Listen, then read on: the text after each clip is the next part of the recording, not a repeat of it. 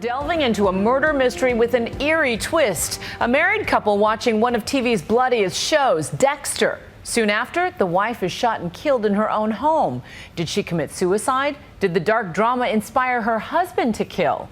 Or was it the $1 million insurance policy? Tonight, we welcome ABC's Brandy Hitt to Nightline with this report for our series, Crime and Punishment. I'm holding her and I check her pulse. And she was choking up on me and spraying blood.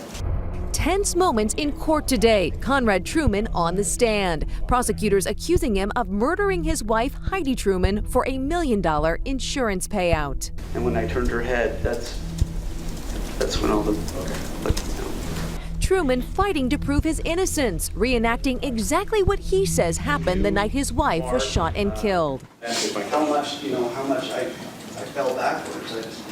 Okay. The 32-year-old is charged with murdering his wife Heidy in their Utah home in 2012, just 3 years after they got married. Conrad and Heidy spent that fateful night drinking and watching the TV show Dexter, a series about a prolific serial killer. No, I'm gonna kill you. I have to. I just don't need to. It's very empowering. After that, Heidy was somehow killed by a single gunshot to the head. Videos from the crime scene show their home in disarray, a gun out in the open, and blood everywhere. It may be a mysterious case of life imitating television, a crime scene like the ones Dexter Morgan investigates in the hit show. It's blood force. Strangely, this is not the first murder trial to possibly have a connection to Dexter. At least 2 convicted murderers have actually cited the hit show as inspiration for their crimes. On the night his wife was killed, Conrad Truman made a hysterical call to 911, screaming and wailing. 911, what city is your emergency?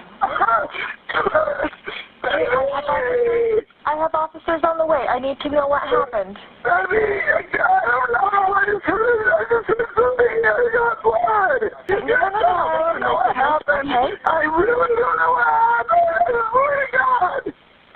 She came out of the shower. She came out of the shower, and I heard a pop, and there was blood.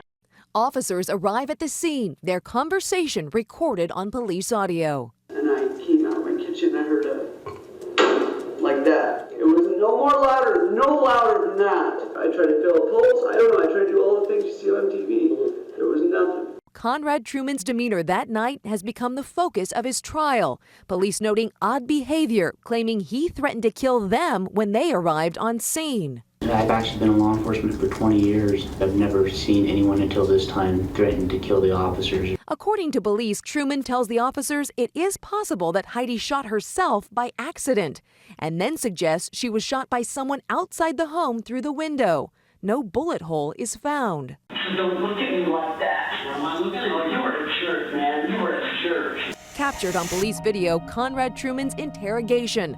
Uncomfortable and at times erratic. Is there any chance that you shot your wife? No chance. I got nothing to gain with their life. After investigating, police believe Truman murdered his wife that night, hoping to cash in on a $1 million insurance policy. There's no question that his behavior led the police to immediately start wondering what's going on with this guy.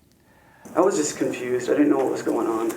And it was the dogs barking, the blood, and all the people in the house. In court, Truman recounts that fateful night, trying to explain his behavior. Well, I know I didn't have a gun. I know I didn't shoot a gun. So I was just doing the best I could to try to come up with some analytically way to find out what happened.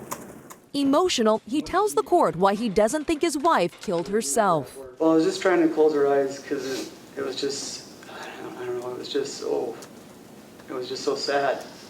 I was touching her feet and I felt her leg at one point, and I said, why would she commit suicide why would she shave her legs if she wanted to commit suicide? Truman's defense attorney blames alcohol and shock for his client's behavior. This is a fairly hyper young man, you'll hear about that. Fairly, not greatly educated, kind of a country boy who's drunk, who's trying to react to what he sees.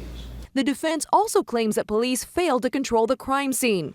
Dogs walked through the evidence, and Truman was allowed to go to the bathroom alone. But I was outside of the bathroom. I didn't go in with him. One of the best types of evidence the prosecutors could have in a case like this is residue found on his hands, gunshot residue from firing a weapon. If he went into the bathroom and had the opportunity to wash his hands, that's a huge mistake. Today in court, the prosecution's last opportunity to question Conrad Truman about the night of his wife's death. Where was Exhibit 16 of the black handled gun? I have no idea where the black handled gun was. In any case where a defendant takes the stand, his testimony becomes crucial. But in this case, it's even more important because there's very little evidence beyond his conflicting statements. So if the jurors believe him or think it's possible he's telling the truth, this could be an acquittal. If they don't believe him, this could be a conviction. Early next week, the jury will deliberate Truman's fate and what they believe happened inside his house that tragic night. For Nightline, I'm Brandy Hitt in Los Angeles.